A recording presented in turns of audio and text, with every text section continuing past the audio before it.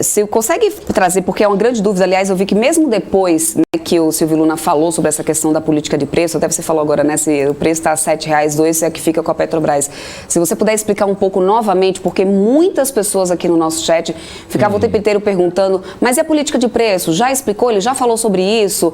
Como que funciona? Ainda fica muita interrogação sobre isso. Se você puder esclarecer um pouco, houve até um vídeo institucional no meio da apresentação, então você como analista aí, né, você que sempre acompanha de perto a Petrobras e que estava acompanhando essa fala do Silvio Luna, se puder traduzir um pouco para os nossos espectadores e investidores que estão nos assistindo agora, para ver se a gente consegue levar para eles. E, aliás, eu já quero pedir para o pessoal que está assistindo, tiver alguma dúvida também, deixa aqui no chat, eu e o Rafa, a gente está aqui de olho para poder trazer isso aqui ao vivo. Então, vamos aproveitar aqui que o Pedro está aqui, Pedro que olha sempre aqui Petrobras, que ele que tem aí esse papel aqui de trazer para a gente essa informação aí com realmente né, especialidade no que está falando.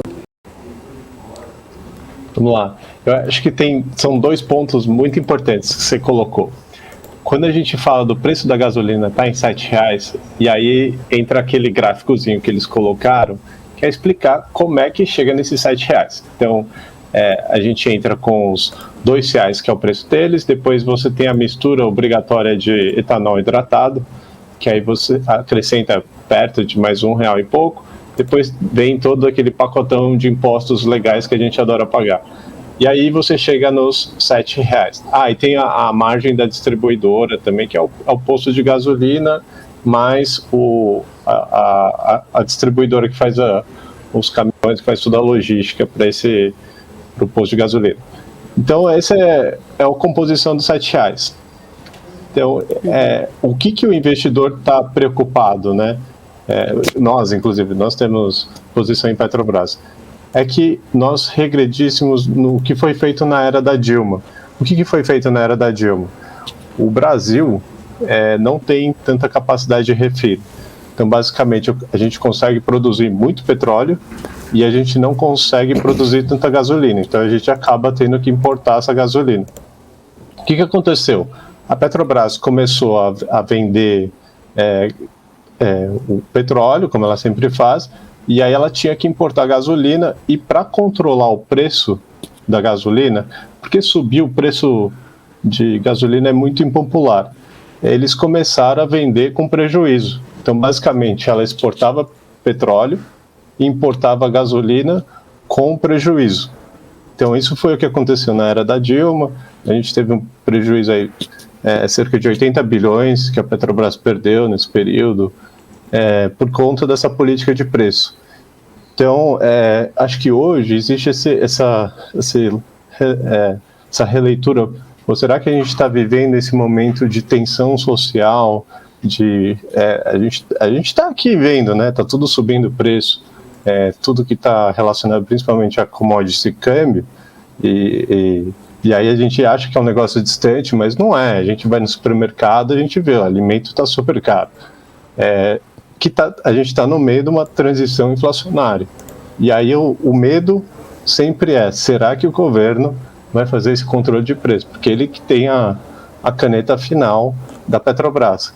E aí entra em campo aí o Silvio Luna, toda a equipe dele, fala, olha, sim, o governo tem, né, o controle da Petrobras, assim, a participação majoritária, mas o economics é soberano. Então eu não posso importar gasolina e ter prejuízo, porque senão os outros importadores param de importar. Então eu vou ser o único importador. E aí vai faltar, e aí o meu prejuízo aumenta mais ainda. Ou pode faltar combustível, né? E isso foi o que aconteceu em alguns outros países, tipo Venezuela, que fez isso, a política de controle de preço. Então, eu acho que esse direcionamento, por isso que a gente fica tanto olhando. Primeiro, o preço final da gasolina. É uma questão, dá para mexer nisso? Então, a gente vê que a política está tentando mudar isso, diminuir um pouco dos encargos, mudar um pouco do que você paga hoje em porcentagem e mudar isso para algum valor em cima de volume. Então, vamos falar que assim, hoje você paga R$1,50 de imposto, agora você está pagando R$2,50, porque o preço da gasolina subiu, por causa do que o câmbio subiu. E se ao invés de você tivesse uma parcela que variasse com o preço e você tivesse algum fixo por litro? Então, essa é uma das soluções que eles estão tentando aí, o governo federal falando para os governadores. Só que o governador vai deixar de arrecadar, então é uma coisa difícil. E aí, nesse campo político, todo mundo fica apontando para a Petrobras, que ela é culpada, Mas e aí, esse vídeo dela foi justamente para isso. Olha, dos R$7, 2 a gente consegue administrar. Então, eu não tenho muito no que mexer, eu vou ter que abrir muito mão dessa margem, né? Então, e aí só para contextualizar o pessoal que está em casa, a gente está vivendo uma era de transição de combustível, né? Então, todo mundo está vendo aí carro elétrico, futuro, e parece que é mesmo, né? Ou como vai ser a transição, que eu não sei, se vai ser a bateria, se vai ser célula de hidrogênio. Mas o que aconteceu, então, nos últimos 5 anos? Todas as empresas de petróleo pararam de investir. Então, hoje está muito apertado.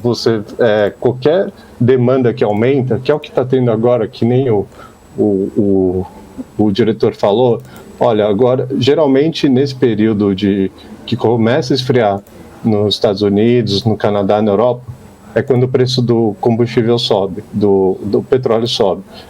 E você está vendo esse efeito de novo, só que agora parece que vai ser um inverno mais severo, então o preço está mais caro mesmo. Só que para contribuir com o preço do petróleo mais caro, você tem essa questão que eu falei, que os países pararam, as empresas pararam de investir, então você tem muito menos oferta para entrar. Então o shale gas, por exemplo, está muito mais devagar do que foi nos últimos anos. Então ninguém investiu mais. Então eles não têm como ofertar mais petróleo tão rápido. E ao mesmo tempo você tem o câmbio também no Brasil, que saiu lá de quase R$4 para hoje perto aí de 5,40. Então é um aumento muito expressivo. Então eu acho que a gente está nessa situação muito apertada, porque você tem o preço do petróleo alto, que fala direto com a gasolina, você tem o câmbio alto, que também, assim, cada vez que tem mais volatilidade, o negócio sobe, né? Então, assim, tá um mercado apertado.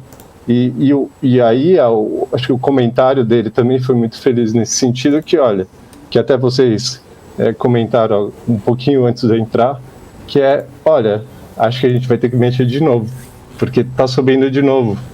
Então a gente tem que reajustar, a gente não pode perder dinheiro, né? Uhum. Porque não é só questão da Petrobras perder dinheiro, é que eu vou quebrar todos os importadores, eu quebro toda uma cadeia, assim, eu vou bagunçar muito o mercado, se não praticar política de mercado.